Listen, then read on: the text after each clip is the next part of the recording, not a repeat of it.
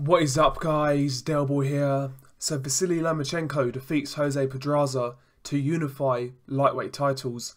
He now holds the WBO and also the WBA lightweight titles. Actually a really enjoyable fight. Jose Pedraza, arguably since the Salido loss, gave Lomachenko his toughest fight, and he really impressed me. Jose Pedraza is certainly a fighter who has improved in recent years. I think the guy is much more suited to lightweight. We saw that against Ray Beltran when he put in a career best performance, and even in this Lomachenko fight, despite a losing effort, he really impressed me. And in the first 6 rounds, this fight was competitive. I've seen a lot of people say they had it 3 rounds apiece after 6, and Pedraza was giving Lomachenko a lot of issues. The volume of Pedraza was always impressive. He actually took a leaf out of Lomachenko's book, and he kind of varied his shots in terms of power and speed. So if you look at Lomachenko fight, when he throws a combination, not every shot is of the same power. Sometimes he'll touch, and then sink in a power shot. And Pedraza was trying to do similar things. Really good variety from Pedraza. Also, I felt Lomachenko's rhythm and timing, it wasn't really what I'm used to seeing from Lomachenko. Usually he is the guy kind of dictating the fight, and he fights to his own rhythm. But I felt in this fight, Pedraza did a good job of throwing Lomachenko off. A lot of feinting from Pedraza, changing levels, head movement, upper body movement, foot movement. He wasn't really in front of Lomachenko for too long. And, I felt that gave Lomachenko a few issues. I still felt Lomachenko was in control for the most part, despite Pedraza's success. I felt Lomachenko was landing, more quality work. His work was a bit more flashy, and Pedraza was kind of more reliant on pure volume. So after 6, I felt Lomachenko was just ahead, but it was close. From the 6th round onwards, I felt Lomachenko, he started to get a bit more control on the fight. Pedraza was still having success. He was still landing some shots here and there. The jab was getting through quite a lot, and Lomachenko's face was marking. So Pedraza was having success, but I felt after the 6th round, Lomachenko started to, he had things under control. I think round 10, though, was a good round for Pedraza, from what I remember. He had some good success in that round. But round 11, Lomachenko really turned it on, man. He threw multiple combinations, landing some big head and body shots. Pedraza was dropped twice in round 11 via body shots. And, after that onslaught in round 11, Pedraza did very well to get through it and finish the fight. Testament to his toughness and how much he wanted it.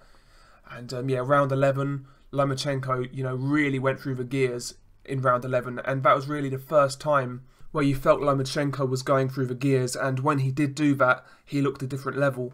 Lomachenko drops Pedraza twice in the 11th round, and the fight goes to the decision, and Lomachenko is announced the winner by a unanimous decision, and rightly so. He clearly won this fight, but I feel this fight was a lot more competitive than a lot of people imagined.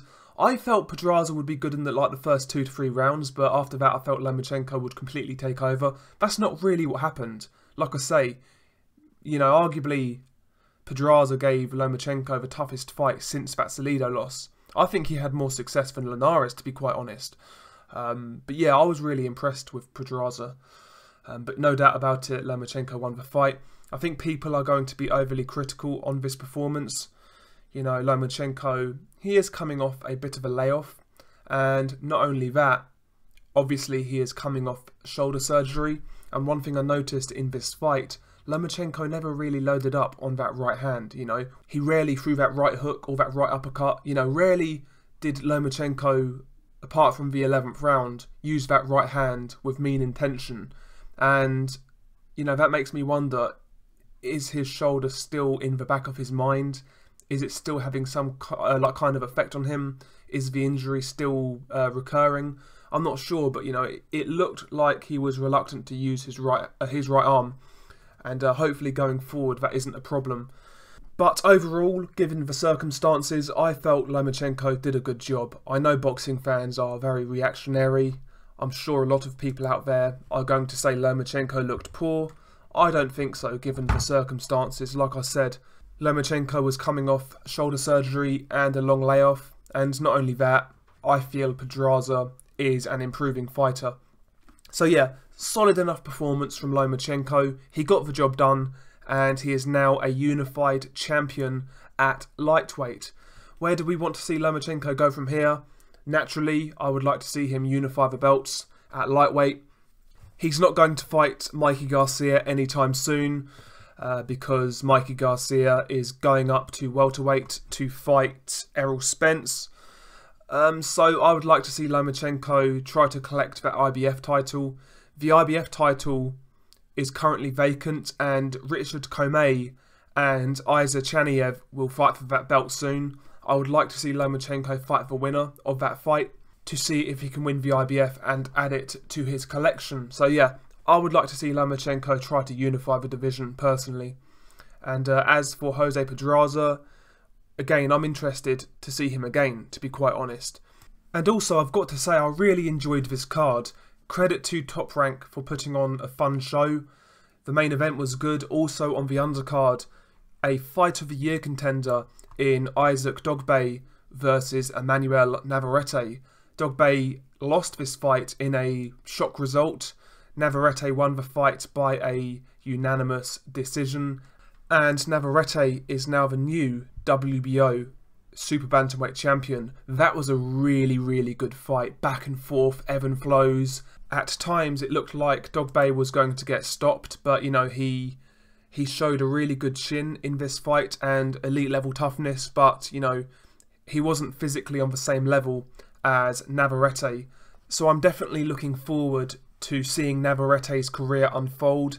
He is certainly a handful down at Super Bantamweight, and Isaac Dogboe, again, to me, still one of the better fighters in that division. He can come again, he's exciting, he's got power. Listen, Dogboe, solid fighter. He proved that against Jesse Magdaleno and Cesar Juarez. You know, he beat both of those guys this year. 2 really good wins. Dogboe is a good fighter.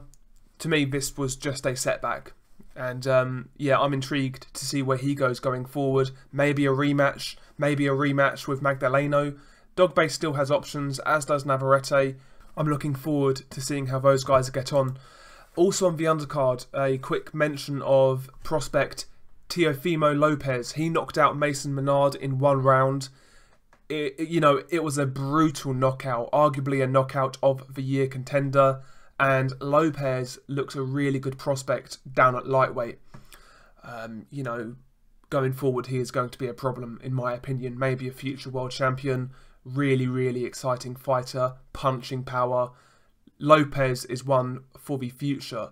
I know a lot of people like Devin Haney in that division, but from what I've seen of Lopez, he looks better, in my opinion. And yeah, overall, this card by Top Rank was really, really enjoyable. And I've got to say, Top Rank cards really do, for the most part, they always seem to pan out to be good cards. Even cards when they don't look great on paper, the Top Rank shows just have a habit of, producing good fights. And that is testament to matchmaking.